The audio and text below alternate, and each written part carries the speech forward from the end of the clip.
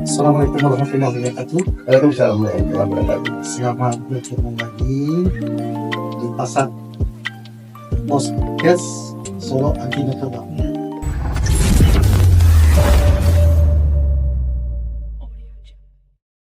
Dalam kesempatan ini kita akan berdiskusi dengan sosok yang cukup terkenal di Kota Solo. Beliau tokoh masyarakat juga, dan pada saat ini masih menjadi wali kota Solo. Kalau kita perhatikan dari perjalanan kepemimpinan beliau cukup panjang di kota Solo. Jadi beliau adalah wali kota Solo, Bapak Haji Zul Elfian SH MSI. Ya. Apa Pak? Alhamdulillah sehat. Alhamdulillah. Sebelum kita langsung berbicara tentang masalah PPDN, kalau melihat dari perjalanan kepemimpinan Bapak di Kota Solo yang cukup panjang, kalau tidak salah 3 periode. Iya. Satu kali jadi wakil wali kota, Iya. 2 periode sampai saat sekarang jadi wali kota Iya. Solo. Dalam kegiatan yang kita di Pasan ini Pak, podcast Solo Anti Narkoba, kita akan bicarakan tentang diskusi dengan Bapak tentang PPDN, pencegahan, pemberantasan dan penyalahgunaan dan peredaran gelap narkoba.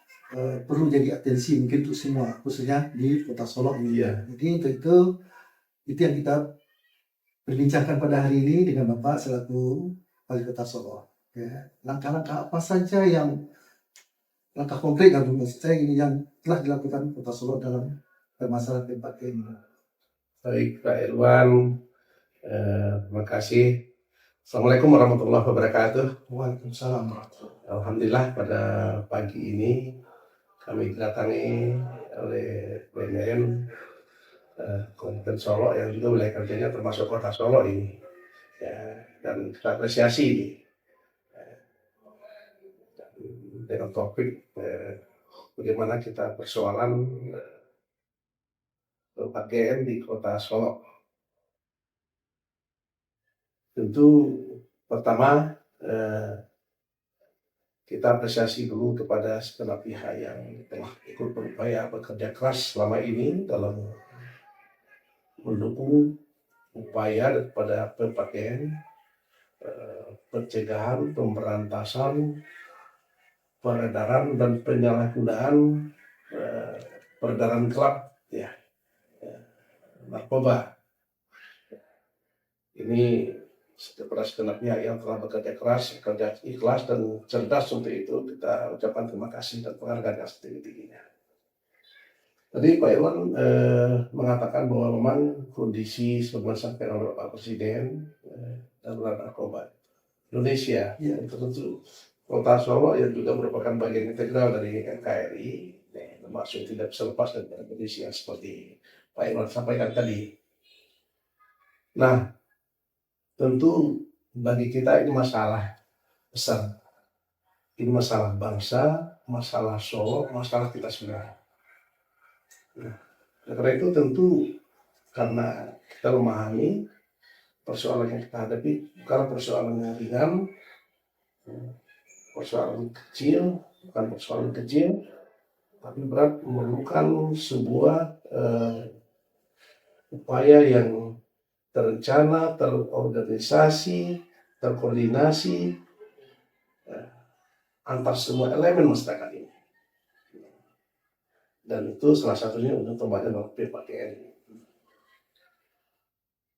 Tentu sekali lagi kita pahami terjadinya hal-hal yang buruk itu tidak lepas daripada pertama ada niat, ada kesempatan. Nah, kita berusaha bagaimana jangan sampai ada niat sedikit pun warga kota ini untuk mencoba-coba narkoba. Ini yang selalu kita sampaikan di mana-mana. Pada Bapak dari Bengkulu, kepada Pak Lurah, tokoh masyarakat sampaikan. Karena memang agama kita sudah menyatakan hal-hal yang buruk yang sudah dikatakan itu, minuman keras, judi, ini kan narkoba termasuk dalamnya ini. Khamar itu ya, yang merusak akar manusia ini dimuliakan oleh Allah karena memang ada akal. Akal inilah yang melebihkan kita daripada makhluk Allah lainnya. Ya, hewan ya misalnya. Kenapa hewan tuh kalau kita dianggap disamakan dengan hewan tersinggung kita kan? Karena kita nggak mau, kita orang berakal, nggak mau kita. Ya.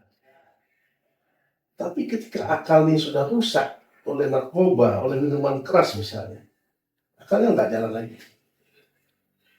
Kata Allah, mereka itu ulai kakal an'am, mereka itu sudah laksana hewan.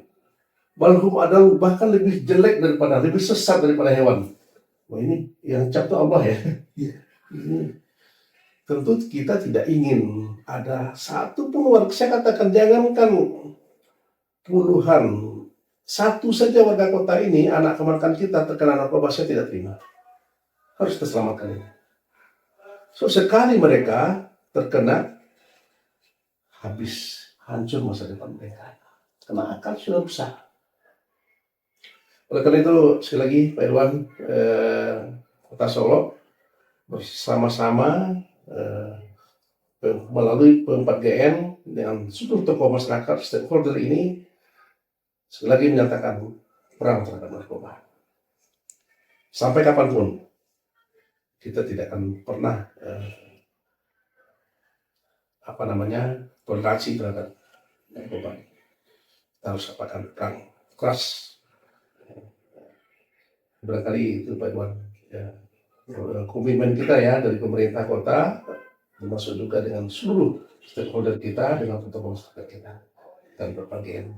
Ya cukup menarik. Jadi artinya ada beberapa statement Bapak. Intinya kesimpulan statement Bapak itu adalah mendukung penuh upaya ini untuk menyelamatkan generasi bangsa. Ya. Dan tidak ingin satupun warga Kota Solo terpapar dengan penyalahgunaan. Ya. Tentu dalam ini perlu upaya keras Pak. Ya. Perlu kombinasi tim yang kuat. Ya. Ya? Kerjasama yang alot itu kan. Sebab bagaimanapun masalah narkoba ini tidak berdiri dengan sendirinya. Faktor banyak faktor muncul. Faktor ekonomi bisa jadi, pendidikan, lingkungan, sosial, ya itu sangat menggerogoti itu kalau tidak hati-hati. Untuk supaya keras. Dan kami pernah mendengar dan BNN pun pernah terlibat di situ. Artinya perhatian Kota Solo dalam hal ini dengan bekerjasama dengan Badan Narkotika, dengan diadakannya pegiat relawan anti narkoba, ya, dengan kalau Kesmangpol sebagai narkoba, dengan sampai ke kelurahan yang ada, sudah jalan. Kira-kira dalam hal ini Pak, trik apa yang Pak lakukan untuk mengkombinkan kekuatan ini secara sosial, secara ekonomi, secara pendidikan. Sebab kan rata-rata kan mereka dari usia remaja. Kalau tidak salah tuh angka kejadian penyalahgunaan remaja itu 2,2 juta. Angka itu data terakhir Pak ya. Itu usianya tentang 17 sampai 19 tahun. Nah kira-kira di sini triknya ya gimana? Yang dilakukan oleh Kota Solo untuk mengkeroyok untuk membahas masalah ini. Ya, baik. Pertama kita buat apa dulu? Kota Solo ini kita sepakati dulu. Ini kotanya kota apa ini? Nah, jelas sekarang sudah kita nyatakan sepakat dengan DPRD. Pertama kota beras dan Madinah. Yang kedua, yang menjadi visi kita ini masyarakat yang bagaimana yang kita inginkan. Salah satunya masyarakat yang kita inginkan adalah masyarakat yang diberkahi. Yang diberkahi, kemudian masyarakat yang kotanya maju, masyarakat sejahtera. Sehingga ada istilah yang berjuara, berkah, maju, dan sejahtera. Berjuara ya Pak? Ya, berkah, maju, dan sejahtera. Berkah, kata Allah Subhanahu wa Ta'ala dalam surat Al-A'raf ayat 96. Nauzubillahi minasyaitonirrajim. Bismillahirrahmanirrahim. Walau anna alal qura amanu wattaqau la fatahna alaihim barakatin minas samai wal ardh. Kalau penduduk suatu negeri beriman dan bertakwa kepada Allah, maka Allah turunkan berkah dari langit dan bumi. Salahnya apa? Penduduknya beriman dan bertakwa kepada Allah. Artinya apa lagi tepatnya? Segala apa yang diperintahkan Allah dia laksanakan, dan yang dilarang Allah dia jauhi. Apa yang diperintahkan Allah? Laksanakan salat misalnya, jelas. perintahnya. Bayar zakat, kerja keras, jujur. Kita perintah untuk kebaikan semuanya. Yang dilarang Allah. Seperti minum keras, judi, narkoba. Hal-hal yang Allah membuat murka, jauhi. Jangankan untuk dikerjakan, Allah perintahkan jauhi. Jauhi. Sehingga apa? Allah melihat itu loh, orang yang berkata Allah itu bukan berkah. Tapi sementara perintah Allah tidak kita laksanakan, malah larang Allah yang kita dekati. Ini bukan malah berkah yang akan turun, tapi azab. So, ujungnya, lakin kazabu, akan senang bima kalian semua. Tapi bila mereka mendustakan ayat kami akan hukum mereka disebabkan kedustaan mereka. Azab Allah yang akan turun. Secara Taiwan jelas itu. Narkoba ketika mereka uang habis. Ini uang itu bisa untuk kadang-kadang untuk hal kebaikan lah. Bisa untuk pendidikan, bisa untuk beli gizi. Tidak ada lagi. Berikan untuk hal yang sia-sia sifatnya. Kemudian badannya rusak, tidak sehat lagi, akalnya berfungsi lagi. Mereka tidak produktif.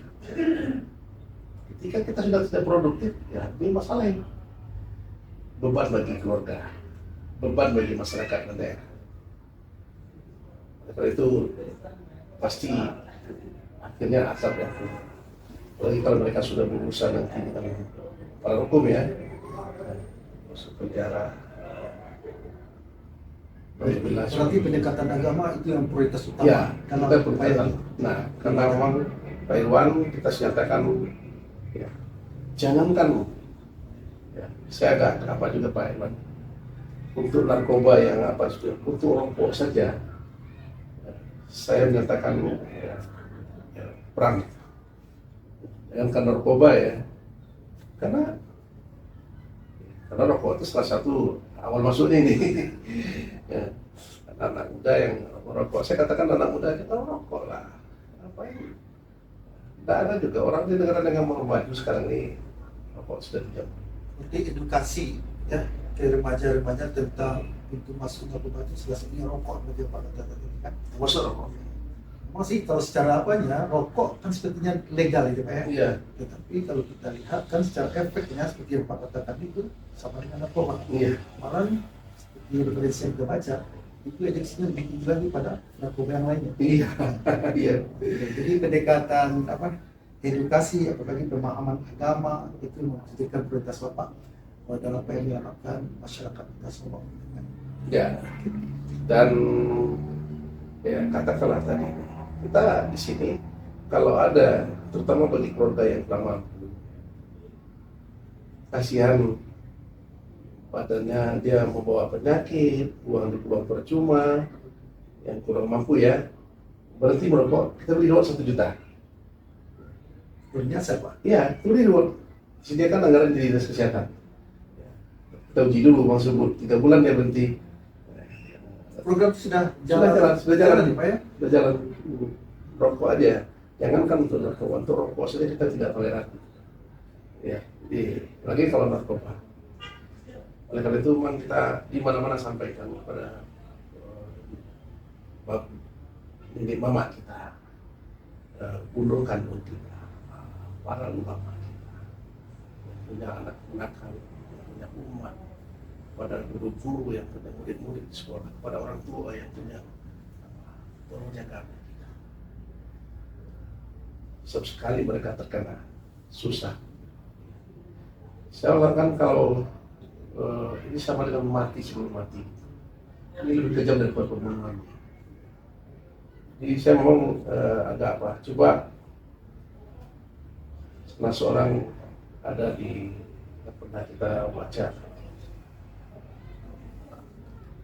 Dia terpaksa beli kartu narkoba untuk mengobati anaknya. Ketika dia pulang dari bekerja mencari uang untuk anaknya, tetapi di rumah dilihat anaknya sedang sakau. Paksa dia mencari Sakau ini obatnya narkoba juga. Masa dibelikin ini, pakai uang mahal, tapi anaknya sudah tidak tertahan lagi, sudah seperti orang gila. Jadi kan kita tidak inginkan apa yang seperti itu terjadi di Kota Solo.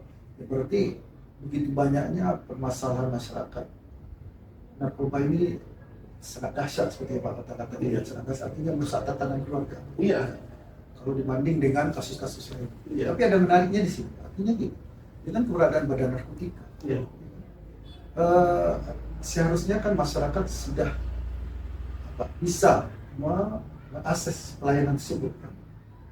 Tapi dibanding dengan rumah sakit, ya kan, iya, itu lebih ramai, kapanpun ramai kan, puskesmas ramai. Sedangkan tadi untuk pecandu narkotika, boleh dikatakan sekarang pemahamannya adalah kecanduan itu kan penyakit sebenarnya. iya, Penyakit yang harus diobati. Iya. Makanya para pecandu narkotika itu kan diobati. Iya. Tetapi kalau kita lihat kunjungan yang datang ke BNN itu sangat sedikit sekali. Iya. Nah, ini yang kita baca ini karena masyarakat masih takut dan malu untuk mendatangi BNN. Tapi kalau mereka cuma batuk, pilek, demam, atau apa disuruh pun datang ke rumah sakit, Iya. apa yang selesaikan. Iya. Tapi mereka pun sudah melakukan berjalan. Nah, jadi di sini kan kendala, kan hambatan ya Pak ya, Iya. untuk membantu kemudian mereka. Kira-kira hambatannya berupa apa Pak yang berupa Pak? Kenapa Iya. mereka cemas, kenapa bisa takut? Ya, inilah yang kita sampaikan juga di mana-mana, pencegahan. Jangan sampai mencegah, ya jangan sampai mendekati lah, jangan sampai terkena, kita cegah bersama-sama, kita cegah ini. Kemudian kalau memang ada terindikasi keluarga kita, tolong sampaikan pada BNN, pada pihak-pihak yang terkait. Kita akan obati. Katakan karena pernah suatu kali datang ke rumah malam hari, ada yang nangis ya anaknya. Udah saya waktu itu kepala kasbang, besok antarkan bawa ke Lido. Gimana caranya? Pada masuk Lido kan juga ada prosesnya dulu. Ya, asesmen itu kedudukannya. Iya, nah. Tapi saya jangan sampai pokoknya bawa, selesaikan secara cepatnya. Ada yang membawa kebatan ya, saat aktivitas. Kita tidak inginkan, yang penting karena diutamakan di garis pencegahannya ini, baru pemberantasan dan pencegahan ini, dan berantas bersama-sama. Kemudian kepada pihak masyarakat memang kita harapkan, karena ini tidak bisa hebat BNN sendiri. Pemda hebat juga tidak bisa, Polri hebat tidak bisa. Tapi kalau tidak dibantu oleh masyarakat, karena keseharian anak-anak kita itu beradanya di keluarga. Iya. Jadi orang tua, keluarga betul. Kalau sudah melihat ada gejala-gejala aneh pada anaknya, Pak Iwan kan tahu itu gejala-gejalanya ya. Iya. Ngomongnya udah nggak beres lagi, ini kan matanya sudah sayu, ini kan atau pergaulan anak kita sudah tidak terkontrol. Kita juga semua apakan kita sudah sepakat dengan forum komunikasi pimpinan daerah ini, kita berketat ada aturan jam malam bagi anak kita ini. Sebelum malam mereka sudah, kalau tidak ada alasan yang darurat dan sifatnya ya tidak boleh keluar, kita buat dalam bersama. Terakhir Pak, Iya. apa pesan Bapak terhadap pemerintahan yang datang dan masyarakat Kota Solo? Oh ya, alhamdulillah ini Pak Iwan udah tahu ya, karena memang insya Allah ini orang kabarnya kalau tidak ada aral melintang, pemilihan kepala daerah ini berjalan baik-baik saja. 27 November pemilihan, kemudian setelah itu penetapan, kemudian proses administrasi selesai, nanti mungkin sekitar bulan Februari akan ada serah terima jabatan. Dan kami tentu saja alhamdulillah sudah 5 tahun jadi wakil, 9 tahun ini, nanti 9 tahun jadi wali kota, dipercaya oleh warga kota untuk membantu mengkoordinasikan kebaikan hal-hal yang baik untuk warga kota ini, untuk kota ini, ya tentu kalau ada hal yang baik kita minta dilanjutkan. Nah, terutama untuk khususnya tempat GN. ya untuk 4 GM ini. 4 GM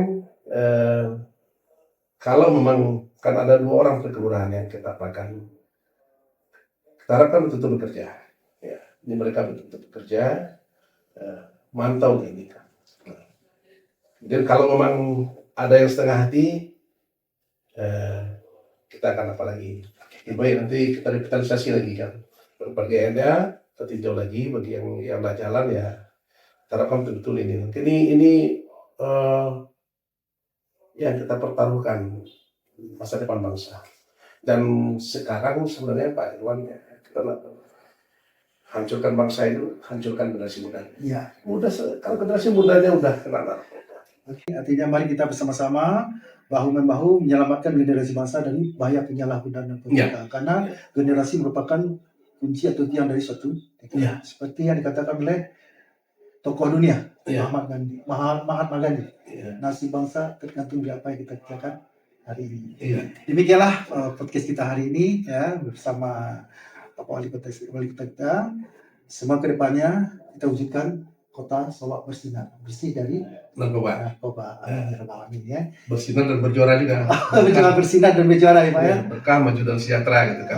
Oke, terima kasih banyak Pak. Iya Pak Irwan, terima kasih, sukses terus ya. Oke. Selamat berjuang. Insya Allah Allah akan tapi harus ada usaha. Amin. Terima kasih. Demikianlah podcast kita dengan Pak Wali Kota. Assalamualaikum warahmatullahi wabarakatuh. Waalaikumsalam warahmatullahi wabarakatuh.